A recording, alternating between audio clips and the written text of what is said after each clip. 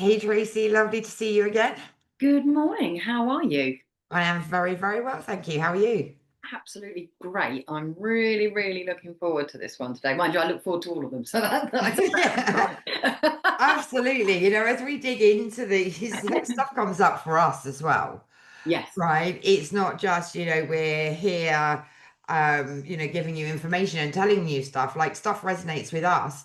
The Mm. more that, we go through different aspects and different elements of things, sometimes we have our own aha moments too. Oh, absolutely. And, I was thinking about this earlier on, something completely unconnected.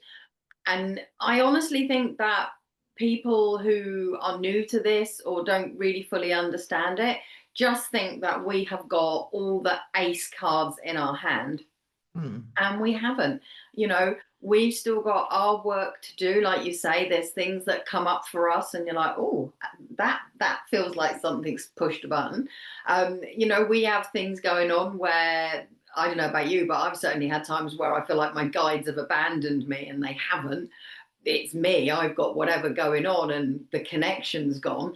But we're human, so we don't have all the answers. We don't have an easy life of it just because we've got some extra tools in our bag. Exactly. I mean, it's taken us through going through these traumas that we've been through. We're each different. We each have our own traumas. And almost like saying enough's enough, right? I'm not putting up with this anymore.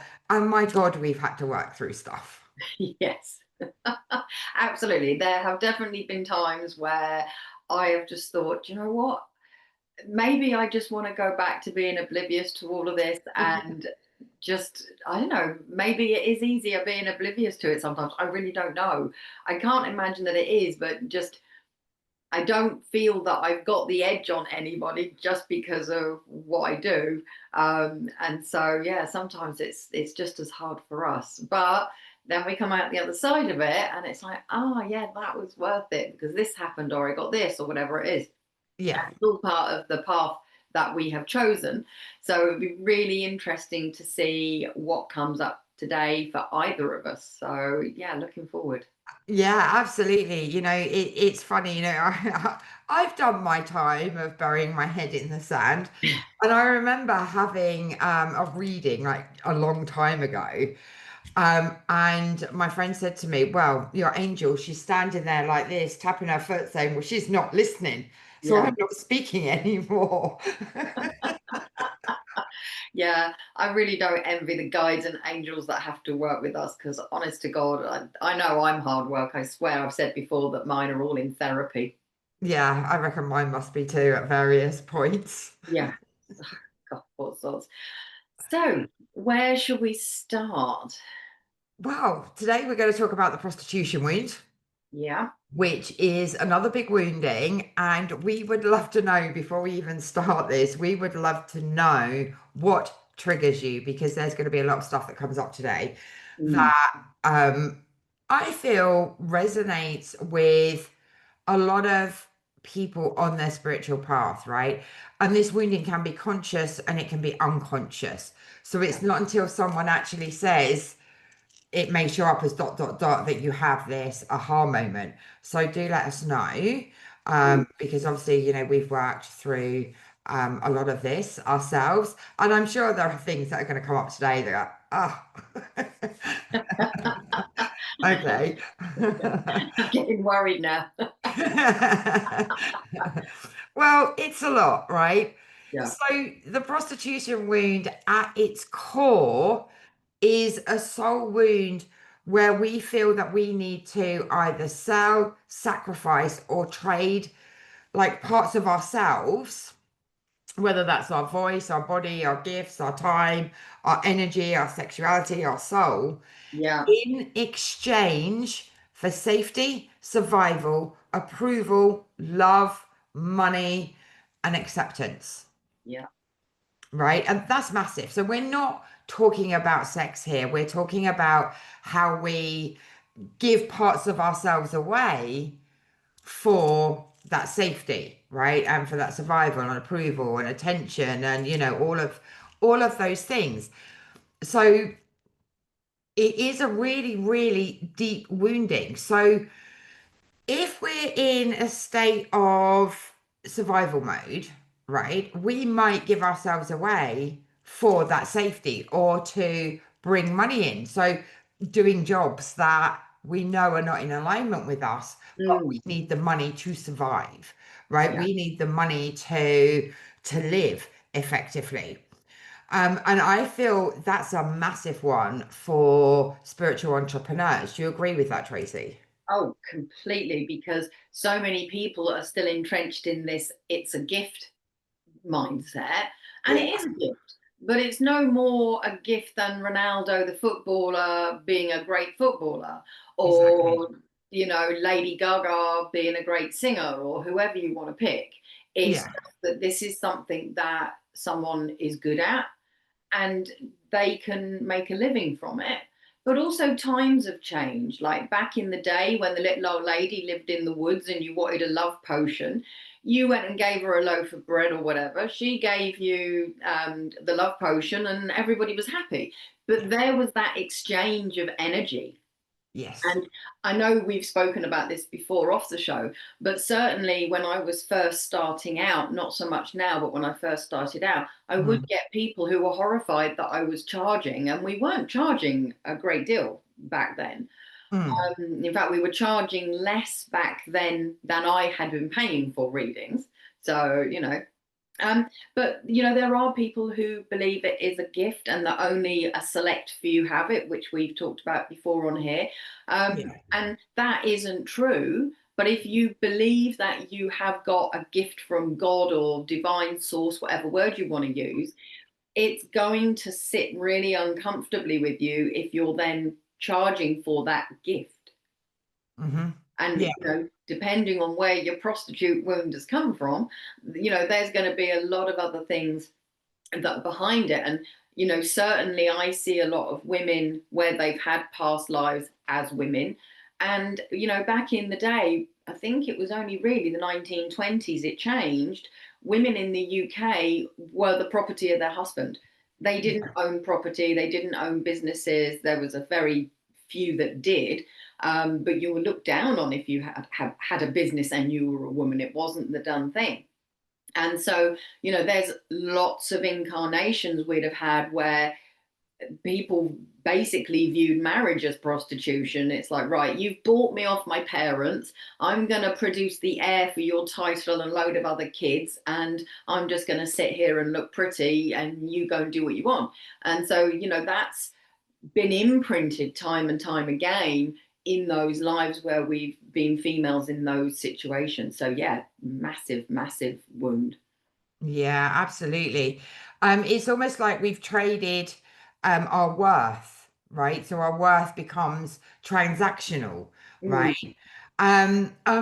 We also can exchange our energy for intimacy, love, attention, stability, security, all of those yeah. different things. And I know that we've touched on this a little bit as well.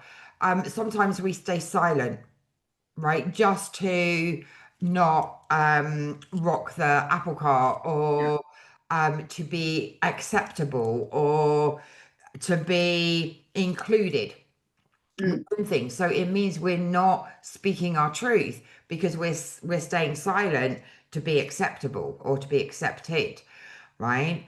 Or we stay small. So, these two do overlap with the priestess wound a little bit. mm, But yeah, it's about staying small. It's about not voicing our opinions. So a little bit of people pleasing comes in here as well because you're pleasing others to mm, be accepted, right?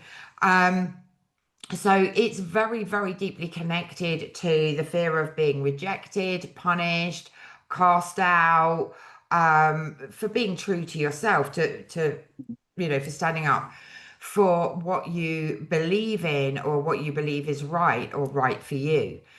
So it is a very, very deep wounding, and it can come from lifetimes of actually being a slave or mhm. being trafficked, Perfect. like, trafficked. Oh, you know what I was saying, right? It's early. It is early. Or forced sexual services, right? Yeah. Um, you may have had past lives as a priestess and been used as a vessel for other people's pleasure. Hmm. Um, Situations where you had to compromise your truth, your body, or your soul. So that could be around jobs, relationships, any of those different areas. And this is about being safe, right? So you may have compromised your truth, so not spoken up to stay safe. Especially if we think about the witch times and the witch trials, Yeah. you wouldn't have spoken up, right? Because that is what kept you safe. Yeah. Um, so there's going to be ancestral patterns within this. So as we talked about, like you said, Tracy, about the women, is obedience, right? Obeying the husband. And many, many years ago, I mean, I don't know now, but your wedding vows, you obeyed, Yeah. Yeah. They right? can drop that now. Yeah, I think it's probably about time that they did. But that's what women were expected to do was to obey Yeah. their husbands, right? And they agreed to that in return for their safety, their stability, to have money and all of those different things, right? Mm. Another sign of the prostitution wound is overgiving, people pleasing, as I said, and literally burning out because you're trying to find all those things that you believe that you need, right? That you Yeah. need to give away your body, your voice, your soul for safety and survival.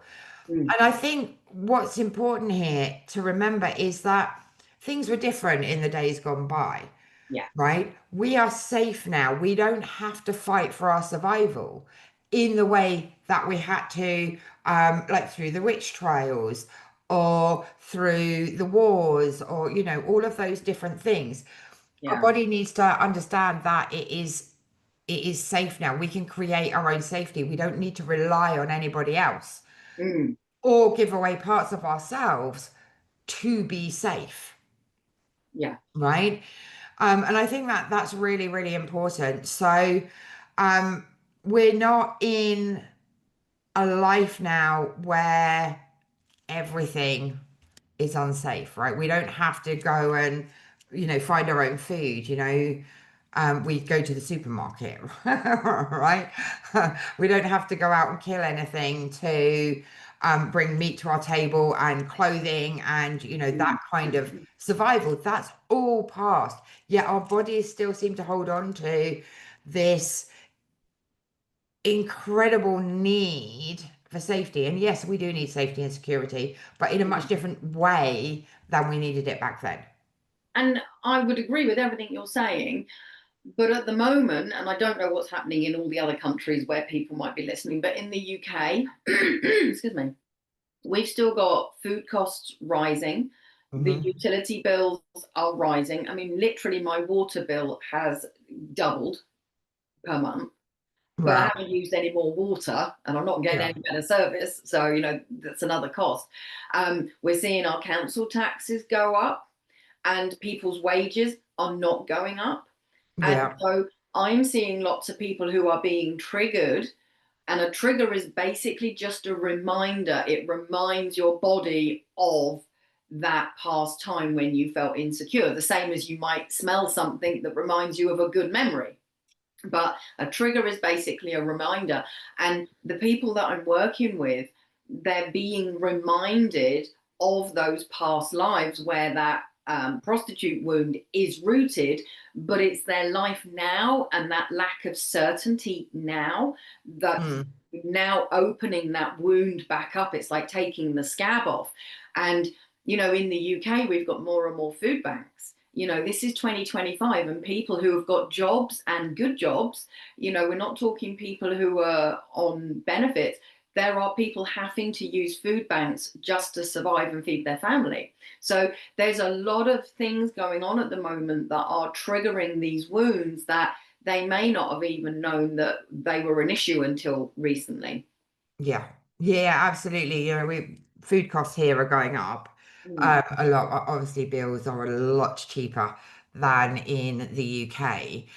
But yeah, a lot of people are fighting for survival, but in a much different way mm, to how we were fighting for survival in those past lifetimes. So I feel it's good that we're talking about this to bring that awareness that, oh, okay, so this is what is triggering mm, this. I have had past lives where I've had to, survive, where I've had to sell my body or, whatever it may be. And this brings an awareness that we don't need to give away parts of ourselves to survive. mm.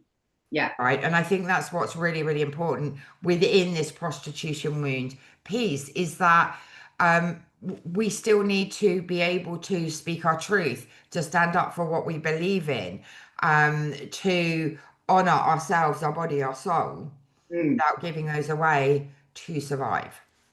Absolutely. And, I think that we have to remember here, like we said before, when you're in your soul plan meeting and you're deciding what identity you're going to put on, who you're going to be, who's going to be in your life, we chose this potential circumstance, and Mm. potentially we've chosen it to make us aware that there's this old wound that needs to be worked on, that needs to be healed and let go of. So, again, this isn't just, oh, great, more rubbish that I've signed up for. It is. It is the mechanism for healing and growth, because we're all here to reach a level where we have no karma, we have no BS to deal with, we've got no wounds, we're done, we've finished the trivial pursuits pie, as I like to think of it, and then we ascend and become pure energy. So Yeah, this is all helping us to move towards that outcome. absolutely. But it's not just helping us. When we heal our ancestors and we heal those who are yet to come, right? So just by one person healing their prostitution wound, mother wound, whatever wounding, it creates a ripple, Yes. Yeah. right? So we're starting to not only heal ourselves, but we're starting to heal the collective as well. Absolutely. And, it can resonate through your soul group or your soul family, whatever you want to call them. And they may not all even be incarnating this time, because we take turns to take some time out and just go, yeah, I'm not having a life this time. I'll just stay here till you come back. So, you know, that's going to bring healing to them without diving into the quantum time bowl of soup. Time is not linear. So our soul could be having half a dozen lives all at this present time. And so that healing is going to ripple out through every incarnation that our soul is having at this time, which is why people can suddenly have a shift or a change and they don't know why, because it's like, well, I haven't done anything. No, but another Mm. part of my soul has. And so it's going to resonate back up your ancestral line. Like you say, it's going to go into any future potential lives, and it's going to go out in all directions. So the healing is huge. So if you don't heal for your own purposes and your own sake, do the healing for the sake of everybody else. Absolutely, absolutely. Because, it only takes a few of us to heal these things, and there's a massive ripple effect that is absolutely fantastic. There So is. let's talk about some of the emotional and mental patterns, and then maybe we can talk about anything physical Okay. that might show up. So performance comes with this. So feeling like you must perform or be good or good enough to be loved. Um, Perhaps shame around your body as well. Yeah. Yeah. Um, A lot of body dysmorphia out there these days. yeah, and that's all linked to this. Toxic relationships, like settling for relationships, jobs, or communities that don't honor your truth. I think Hmm. it's a big one. Um, Seeking external validation, so Yeah. seeking other people's approval to feel good enough, to feel like you've done a good job, or whatever it may be. Yeah. But also guilt around like receiving money for your gifts. Yeah. Yeah, that's the big one that I see with the spiritual business community. They Yeah, either don't charge their worth, so they've spent hours making something and then sell it for a fiver, and it's like, whoa, whoa, whoa, no, that's not yeah, even paying for the materials. You're working at a loss. yeah. Um, or it's that they just don't even have the ability to have that spiritual business because they can't bring themselves to charge anything, let alone below their worth. And I do see that a huge amount. Yeah, and I think that's because we've been taught through society and through what's come down through our ancestral line is that charging for spiritual work is dirty or it's wrong. Yeah, Massive, absolutely. Yeah. And massive wrong. it's interesting because we're talking about mostly women's previous incarnations. But actually, when we do the healing, we have to remember that we will have had male lives. Yeah. We may have been that oppressor. We may have been that slave owner. We may have been that husband that, gave his wife the gilded cage. We may have been that member of nobility that had loads of staff and paid them a pittance and treated them as their concubines. So the impact on those souls that are dealing with not being on the outside necessarily, but they're part of the scenario, but they're not necessarily the one that's got the wound, but they are affected by it. Does that make sense? Yeah, absolutely. Like we go through all these different lives and we have to have like a full picture. So Mm, we will have the abused and the abuser, yeah. right? We will be both, whether male or female. And then we need lives in between. So when healing the prostitute wound, for example, you may be healing that time where you were a slave, but you're also healing that time where you were the slave owner. Absolutely. And, ironically, a lot of houses of ill repute are run by madams, Yeah. so you can't even just blame the men because it's not all down to them. And so to be a woman putting other women in that situation, that's going to create other wounds as well. Absolutely. Absolutely. It is a big wounding that can, go across our relationships, how we feel about ourselves, our jobs, how we charge, how we receive money.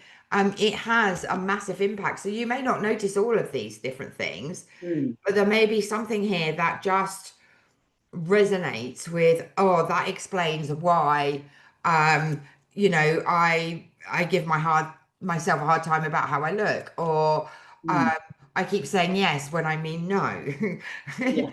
Right? So there are lots of different parts of it. And I think probably the biggest thing is hiding parts of ourselves Mm, to fit in and to be accepted. So this is almost like, hiding in the broom closet, right? Because we're yeah. scared of our gifts or our opinions or our beliefs and what other people think about us, which all goes back to fear of rejection.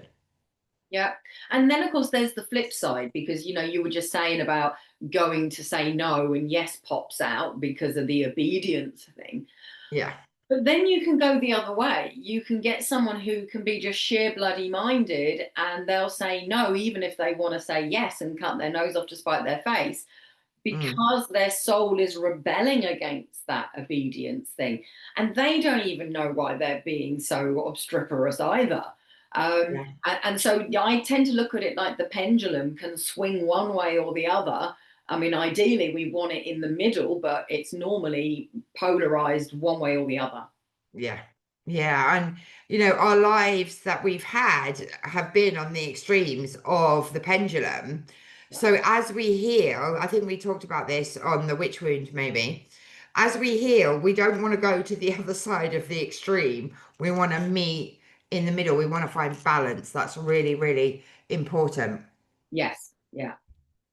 Yeah. So is there anything that you would say might show up physically?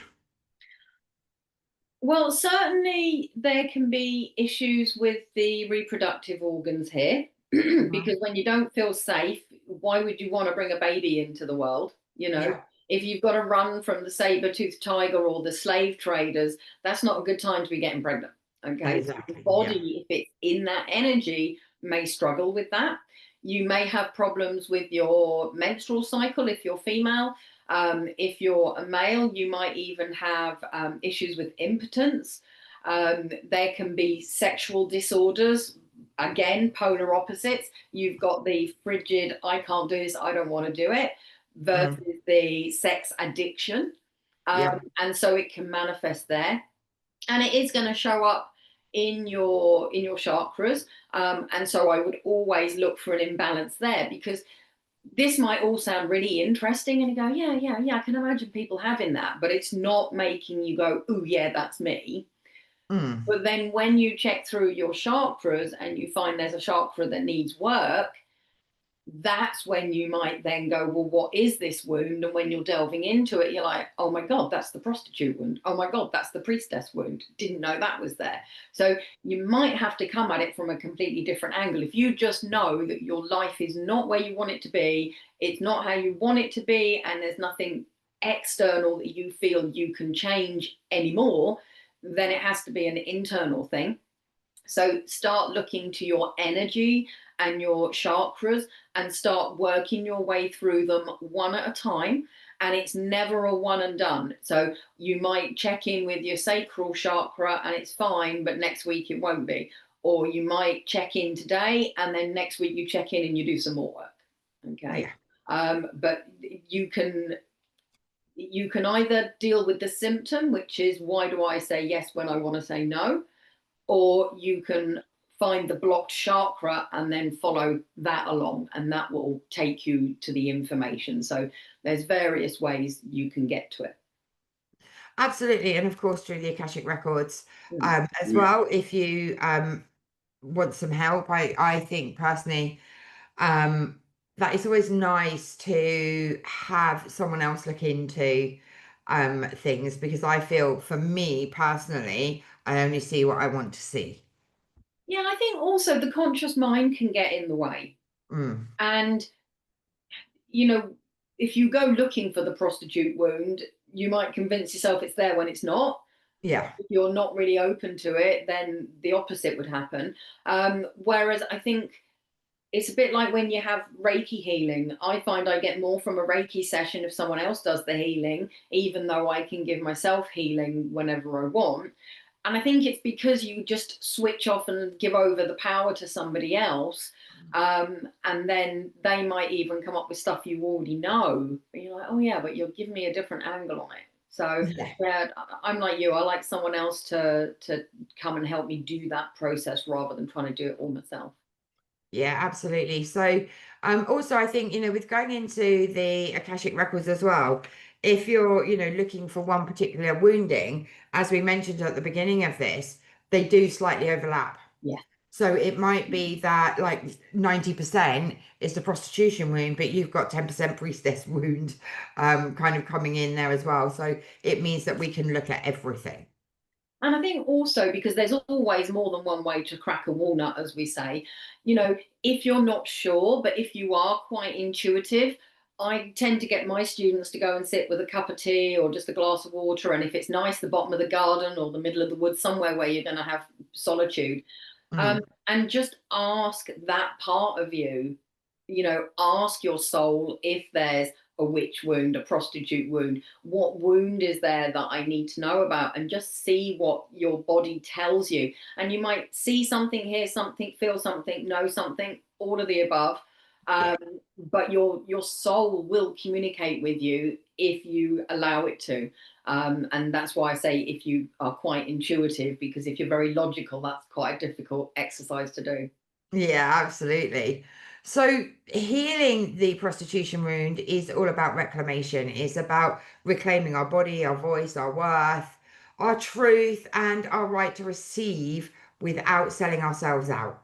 Mhm. Right. So, should we have a few journaling prompts today? Yeah, I think that's a good idea. I mean, we talk about journaling all the time, and I know a lot of people really don't get the journaling thing. Um, but I think that when we do a journal prompt, it makes us think a bit harder. Yeah, for sure. For sure. And it gives us a nice little ritual and things to do. So, what about where am I trading my time or energy for approval? Yeah, that's a good one. Yeah, Or what parts of myself have I abandoned to be accepted? yeah. Um, I definitely would want to be looking at value and worth. So I definitely feel like I'd want to put a prompt in there about um, do I earn my worth? Whether that's through a job, whether that's in the family, it doesn't have to be financial. Mm, But I see this a lot where, and it's nearly always the mother-in-law. You get the wife, and her husband's got elderly parents, and he'll kind of delegate to the wife, and she'll end up looking after his parents as well as her own, yeah. even though there might be other siblings. And they'll give all this time and energy, and it isn't necessarily valued by the in-laws. Um, and they can just feel like they're run ragged for nothing. Hmm. So, if that is the case, if you're in that caring role, is what you're doing valued, or is it Right. taken for granted? Is it expected of you? So, Yeah. don't just think of value and worth as being financial. And I do remember working with one lady, and she was feeling bad because she'd retired and wasn't earning what she used to. And I made her sit and work out how much it would cost to have someone to come in and cook, someone to come in and clean, someone to come in and do the washing and the ironing and so on. And actually, that ended up being about 35 grand, Wow. you know? And so it doesn't take long before you recognize, actually, I'm giving £35,000 worth of my time and energy to the household, and it's not being valued. So Yeah. I need recognition, and I need to be valued for what I do, or I'm going to delegate it and get someone else to jolly well do it. Yeah, absolutely. Absolutely. So there's a few journaling prompts there for you. Mm. Um, maybe we could do one around like what would it mean to say yes only when I mean it? Ooh, yeah, yes, that would be a good one. And Um, I would also look at a journal prompt of where is my block with saying no? yeah, Okay. Why can sound very judgmental. So why do I say no when I mean yes? Isn't such a comfortable fit. So I yeah, tend to get my students to avoid why. So find a way to ask it in a nice, nurturing way, but definitely, what is that block, and, yeah, and find out what's going on with why. Yes always comes way more easily than no. yeah, for sure. For sure. And no is very important because that's about you valuing your time, your energy, and your own commitments. Absolutely. And, time is something we can't get back.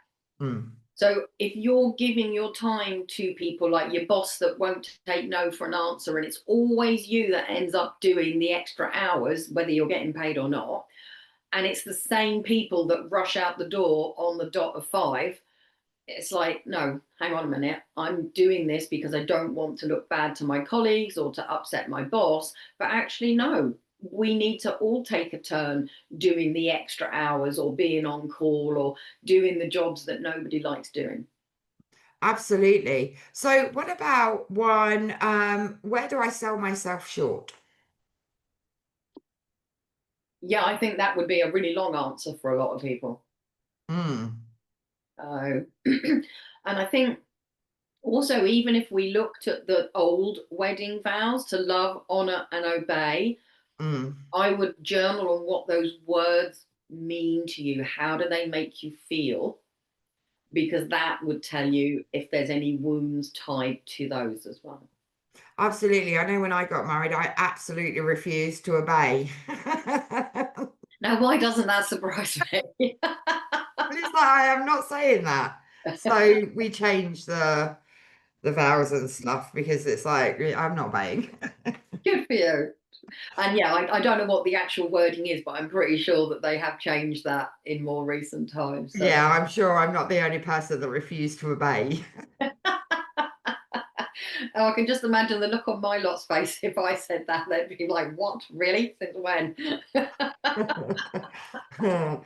So, okay, so is there anything else we want to add? I would definitely say, don't feel bad if you feel that you have got this wound going on. I would say probably the vast majority of us do have it. Um, and there'll be a reason why it's choosing now to come up. Hmm. And like any healing, look for the growth, look for the gift in that growth, because even the horrible stuff that happens to us, there will be some silver lining in there once we go looking for it.